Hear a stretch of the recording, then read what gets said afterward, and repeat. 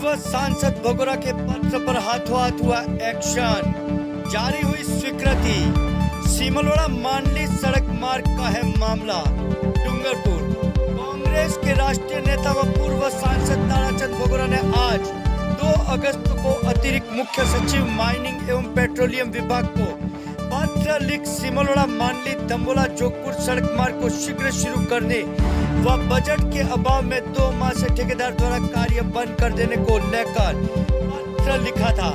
जिस पर आज ही प्रसंज्ञान लेते हुए राज्य स्तरीय सशक्त समिति स्टेट मिनरल फंड से सिमलोड़ा मांडली दंबोला जोगपुर सड़क मार्ग का सुदृढ़ीकरण एवं नवीनीकरण